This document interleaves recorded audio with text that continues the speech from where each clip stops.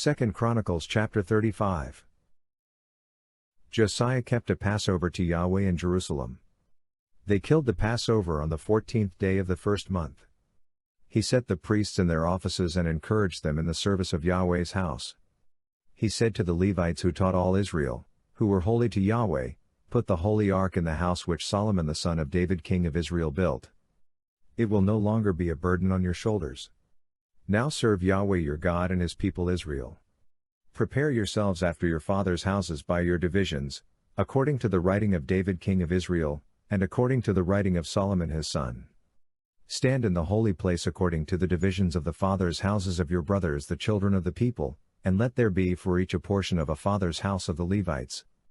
Kill the Passover lamb, sanctify yourselves, and prepare for your brothers, to do according to Yahweh's word by Moses." Josiah gave to the children of the people, of the flock, lambs and young goats, all of them for the Passover offerings, to all who were present, to the number of 30,000, and 3,000 bulls. These were of the king's substance. His princes gave a freewill offering to the people, to the priests, and to the Levites. Hilkiah, Zechariah, and Jehiel, the rulers of God's house, gave to the priests for the Passover offerings 2,600 small livestock, and 300 head of cattle. Conaniah also, and Shemaiah and Nethanel, his brothers, and Hashabiah, Jael, and Jozabad, the chiefs of the Levites, gave to the Levites for the Passover offerings 5,000 small livestock and 500 head of cattle. So the service was prepared, and the priests stood in their place, and the Levites by their divisions, according to the king's commandment. They killed the Passover lambs, and the priests sprinkled the blood which they received from their hands, and the Levites skinned them. They removed the burnt offerings, that they might give them according to the divisions of the fathers' houses of the children of the people, to offer to Yahweh, as it is written in the book of Moses. They did the same with the cattle. They roasted the Passover with fire according to the ordinance. They boiled the holy offerings in pots, in cauldrons, and in pans, and carried them quickly to all the children of the people.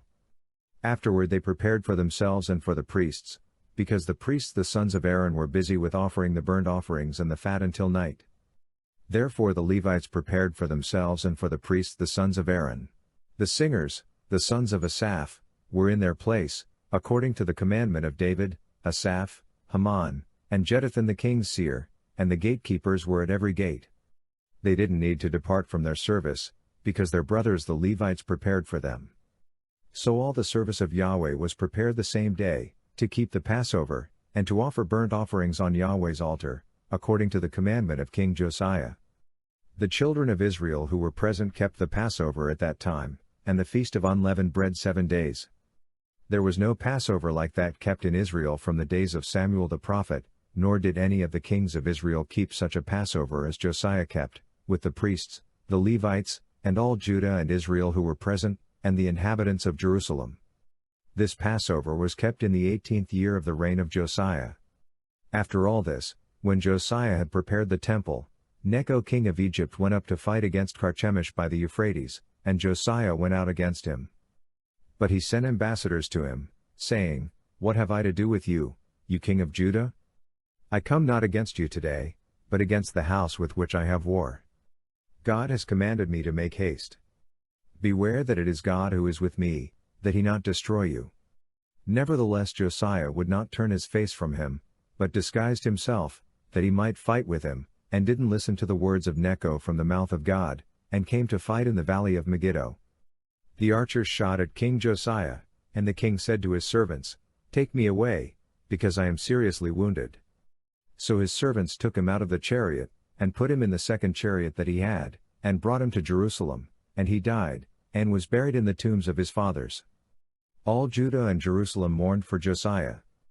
Jeremiah lamented for Josiah, and all the singing men and singing women spoke of Josiah in their lamentations to this day, and they made them an ordinance in Israel.